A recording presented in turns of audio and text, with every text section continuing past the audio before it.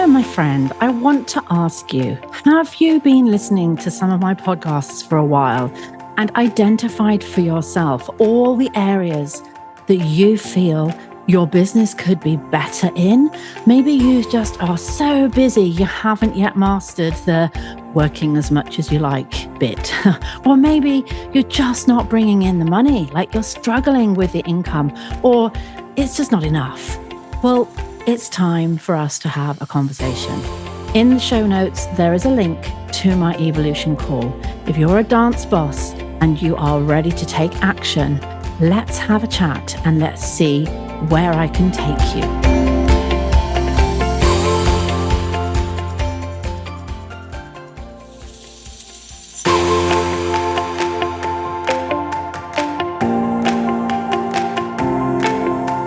Hello and welcome, lovelies, to the Ultimate Dance Business Podcast. My name is Deborah Laws, the dance business expert. My passion is to help you turn your passion into profit while guiding you to work less and earn more. I'm super excited to share interviews with you that I know will inspire and motivate you in your schools, as well as my solo shows where I shall be sharing some great tips and strategies. So if you love the show, please do remember to review, subscribe, and share it with your fellow dance boss friends. So let's get stuck into the business of dance. Okay, folks, let's talk about knowing your numbers. Now, even just saying that out loud fills me with a little bit of trepidation, because this was definitely an area when I ran my dance studio that I avoided like the plague. And I know that for many of my clients, it's a very similar case, and not for everyone. Some people love the numbers, they love the stats and the figures and the spreadsheets. But for many, many people, I know that you're in the same boat. And so it's something that I kind of have to really force myself to embrace, and I have to challenge myself to make sure that I'm learning these things, and I have learned these things so that I can pass information on to you guys that might be able to help. But I think the biggest learning for me around knowing my numbers and my figures has been the not having my head firmly in the sand, like not burying all the numbers and figures away and ignoring them because I perhaps don't really want to know the truth in terms of what's going on in my school. Like, this is where I was at. Now I'm much more open to knowing the good, the bad, and the ugly, and, using that in a really positive way to know what strategies I need to put in place. If something's not going well, okay, how do we fix it? If something's going well, great, how do we duplicate that? Like, we can't do that if we don't have a proper system that shows us and highlights and shines a light on all these areas in our business. And that comes down to reporting and having things set up so that every month you can look at certain numbers and figures. From that knowledge, when your head's not buried in the sand and you are actually looking at the health of your school, what's going well, what's not going well, from there you can make the decisions on what you need to do, what we need to do to tackle these things. Or maybe just to celebrate because things are going well. But if we don't know the numbers and the figures, we can't do that. I explained it just yesterday, in fact, to somebody, that it's a bit like driving a car in the dark with your headlights off. Like, you're kind of stumbling around a little bit, hoping it's all okay, but not actually knowing whether it's okay. So you're going with gut feeling the whole time. And it's really easy to ignore your gut feeling if it's something that you don't particularly want to face. So what are the numbers and figures that we should be looking at, that you should know, that you should be able to put your hands on? Well, we're going to talk about a few different areas of the business and in terms of numbers and figures. Obviously, the first one is, what's the turnover? So turnover meaning what is all the money that comes into the business from my parents and students and clients? Like, what is the income that comes in, whether it's from class fees, whether it's from uniform, whether it's from some kind of events that you've put on, whether it's from private lessons, whether it's from workshops, like all the money that comes in that gets paid to you is what we call your turnover. Then we have figures around all the things that get paid out. And those are what is called expenses or costs. So this is the hall hire, the venue hire, our lease hire, our electricity bill, our council tax, our business rates, our teachers' wages, the software that we use, stationery that we may buy, gifts that we may buy for our clients, any spending that you spend in order to operate your business, that's what we call the costs and the expenses. And very simply, when you put those two figures together, you have your income and you have your outgoings. We call this profit and loss.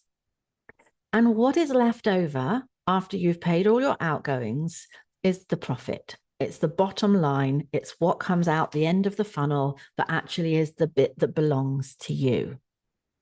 It's really important that we know what that looks like on a regular basis. Because if that figure is just slowly, continually going up and up every single month, or maybe quickly going up, that would be even better. That's great. We know that we're doing well, things are growing, the income is growing. If things are just staying exactly the same, if the amount that comes in and the amount that goes out and the bit that's left over is pretty much the same within, a couple of £100 every single month, then that means that your business is stabilized. It's not growing, it's not it's not going down, it's not decreasing, but it's staying exactly the same. And that's fine. It's fine for a business to stay the same if you're happy with the amount of profit that comes out at the bottom. If you're not happy with the amount of money that you're generating and it really needs to generate more, then there's two things we can do. We can increase what comes in. So if we suddenly increase what comes in and what goes out stays the same, there's more money left over. Or we can decrease what goes out. So maybe there's no more money coming in necessarily, but we can cut some of the costs. We can not spend quite so much on what goes out. That means there's more left over. Or you could do both. We can potentially decrease our costs and our outgoings and increase what comes in. Oh, now there's a nice big chunk of money left at the end, and we keep doing that. Obviously, there's only a certain amount of costs that you can cut or reduce. Eventually, you get to the stage that you can't really reduce anything else. So then the focus really needs to be on bringing more money in. But all of these are figures that we need to be looking at every month. So I really suggest that you try to start creating some spreadsheets or some way of measuring this and reporting this to yourself. Whether you get somebody else to give you these figures or whether you have to do it, we have to look at this. The next lot of numbers that I think are really important that we should be measuring is our retention and our churn numbers. So retention is going to be measured in terms of a percentage. What percentage of students do we keep every month? Or you could measure this termly. You could also measure it on a yearly basis. Personally, I'd love to see you doing all three. So you could say to me, Deborah, I'm at 85% this month. This term, we've averaged out at 82%. And this year, our retention has been 86%. Like, it's really great if you can look at it as a big overall picture in terms of the last year, but also termly and even down to monthly. We also, if you have a team of teachers that teach classes for you, we also need to be able to measure each individual teacher and her retention. What number of her students has she retained this month, this term, this year? Because that, as I said earlier, it's all about shining a light. And that just shines a little light on, oh my gosh, I have the dream team. They are amazing. Their retention is really high. It's always consistent. It stays really high. So lucky to have them. Or maybe there's a team member that's a little bit weak. Maybe she needs a little bit more mentoring, a little bit more help, a bit more support. Maybe you have a team member that's normally doing really well. but something's going on for them. Maybe, I don't know, maybe even in their private life that's affecting their work, and retention has dropped a little bit. That's when we can step in and say, hey, let's have a chat. Let's have a coffee. Like, I've noticed that some of the numbers have been going down a little bit in your classes over the last 2 months. I've just done retention again this month, and it's the 3rd month that your retention has gone down a little or stayed low. Like, let's chat about what's happening for you that's affecting your numbers, because for the last 2 years, your retention has been above 80%, and now we've kind of dropped well below. It's so that you can be of more help. You can, it's not just for you and your business, it's so that you can be more supportive of your team as well. So measuring retention every month, so important. And, as an industry, our retention should sit anywhere between kind of 75 and 85%. That's like the average industry expectations. Above 85%, you're really rocking it. And it is possible to get retention up to 96%. At one stage, my retention sat at around 96, and I've got clients that have the same. Because let's face it, we're never going to stop every single child from ever leaving. Like, this is the bit that we call churn. So I thought I would just share with you guys today the planners that I have produced for dance school owners, because these are flying out of Amazon like hotcakes. And if you don't have yours yet, then all you have to do is pop to Amazon and type into the search Deborah Laws, and all 3 books will come up. So the ultimate dance business planner I designed for you so that you had a little bit of a Deborah on your desktop. The planners are full of business training, tips, motivational quotes, things to do at the start of the month, things to do at the end of the month, ways in which you can plan out your marketing and your retention, and they are selling all over the world. So go to Amazon, grab your #1 best-selling Ultimate Dance Business Planner, and enjoy mapping out the growth for your studio. Churn is that small percentage of people that are always going to drop out the bottom of your bucket. There's always going to be a little leak. You can't stop people from emigrating to the other side of the world. Like, that natural churn is the bit we can't do anything about. But the churn is the whole. It's the kids that drop off, the adults that stop coming to classes. There's a lot we can do to reduce that so that it's really, really small. So if your retention is 96%, that means your churn would be about 4%. And it's looking at both those numbers on a regular basis that helps you to see how we're doing as a school, as a business. Are we healthy? Are we, really strong with our keeping our students in our school? Are we really good at stopping kids from dropping off? Or is there room for improvement? Like, if you're anywhere below 85%, then there's room for improvement. So that's in terms of retention and churn. So that's another little group of numbers that I would be measuring. I'd also love you to be measuring what's happening with your pipeline around new students coming into the school. So how many inquiries do you get every month? Out of those inquiries, how many of them go ahead and book a trial? Out of those that book a trial, how many actually show up to their trial?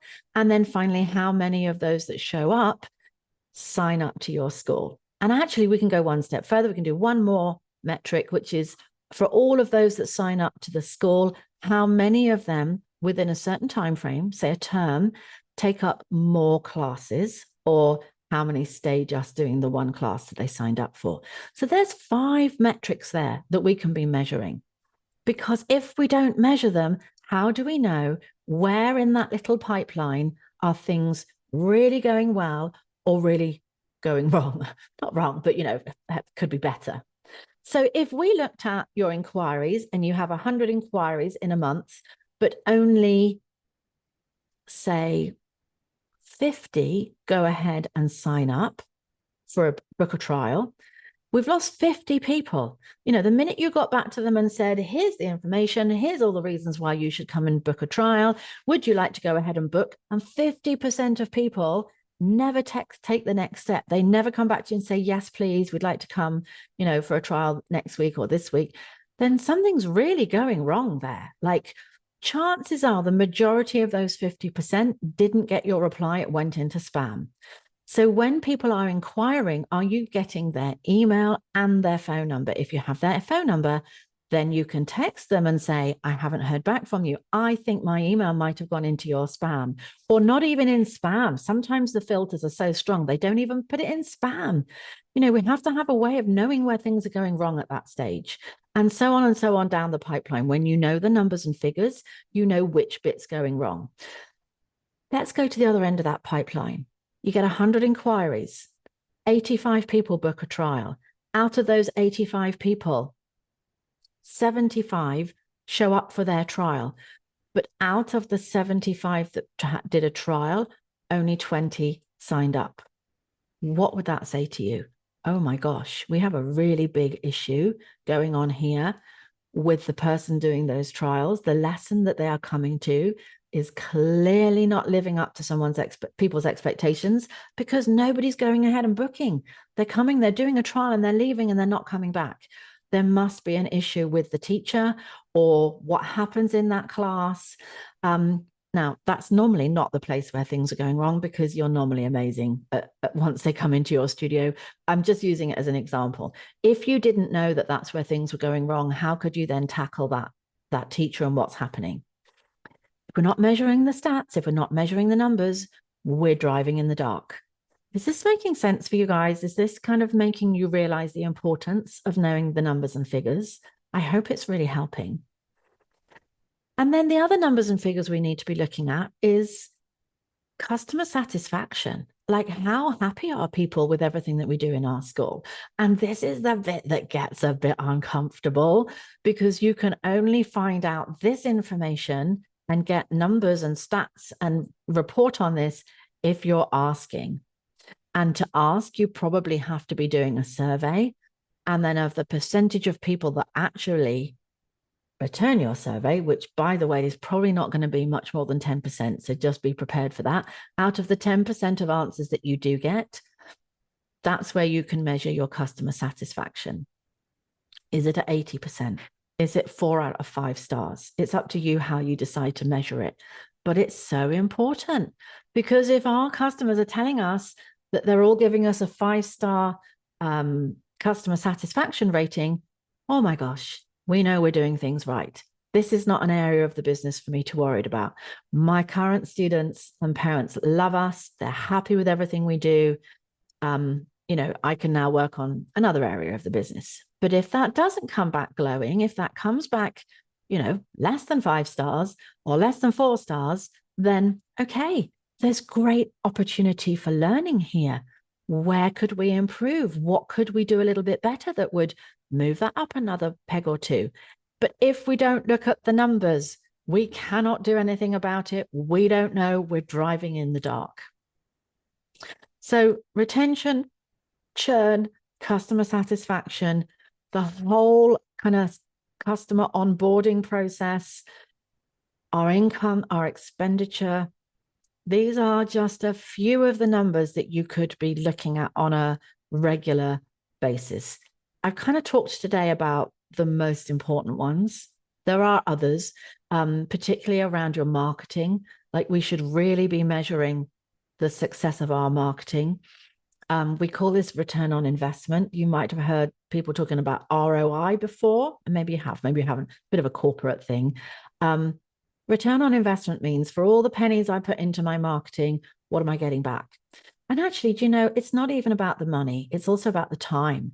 Like, did you invest a lot of your time into a certain form of marketing? Maybe it didn't cost you anything, but you're not getting anything back for that.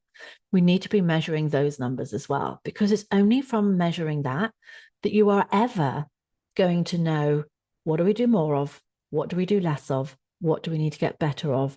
What can we celebrate because we're really good at this? A lot of these numbers and figures need to be measured via some kind of system. Some of it you might be able to do in your dance school software. Some of it you might need to use spreadsheets to do. I was and still am a spreadsheet. I don't even know what the word, incapable of doing a spreadsheet. Couldn't do one if my life depended on it. Don't even know where to start. I would allow somebody to come along and say, here's spreadsheets that have been designed for you running a dance school where you can put all the numbers that I've just spoken about in. You don't have to make them. You just put the numbers in. You just say, I had 10 students this month, 2 left. That's my retention. Some is done for me. If that sounds like a dream and you would love those spreadsheets to get your hands on those, I have great news for you because I have them for you. Not me. I didn't do them. I got somebody else very wonderful at spreadsheets to do them, but I told them what to put in the spreadsheets so that we could have them available to you. So a little bit of selling here today. I don't normally try and sell things on my podcast, but it would be amiss of me not to tell you about these if you want them and I have them and they're available. So this is what you need to do. We're going to get you to go to dancebusinesssolutions.com. This is a little separate business that I have where I work with other people, other companies, other partnerships that have a wonderful service that might be helpful for you. I'm just kind of that in-between person that puts people together, a connector, if you like. And I have connected with someone that runs a dance business that has worked with me for the last 5 years, that is amazing at spreadsheets. I've told her what to put in them and we've created these for you. So there are 2 bundles that you can buy. Go check them out. They're all amazing. She's even done some little trainings for you on how to work them and what numbers you should put in. It's all super explanatory, but you could finally get on top of your numbers and figures.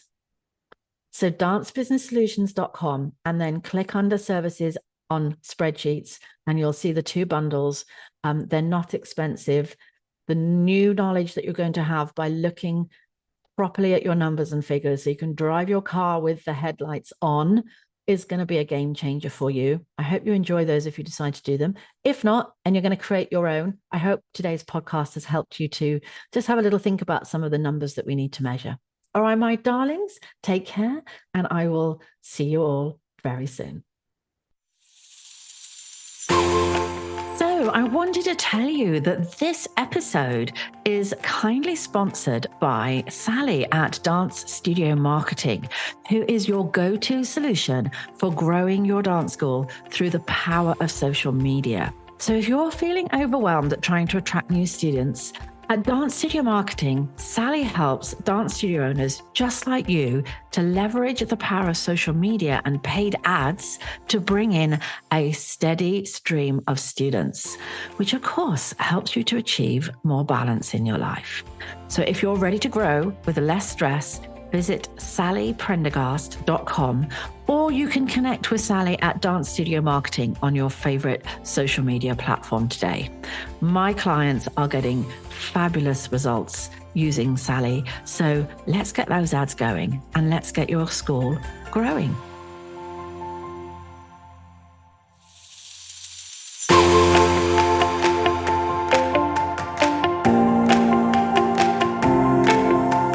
Hello and welcome, lovelies, to the Ultimate Dance Business Podcast. My name is Deborah Laws, the dance business expert. My passion is to help you turn your passion into profit while guiding you to work less and earn more.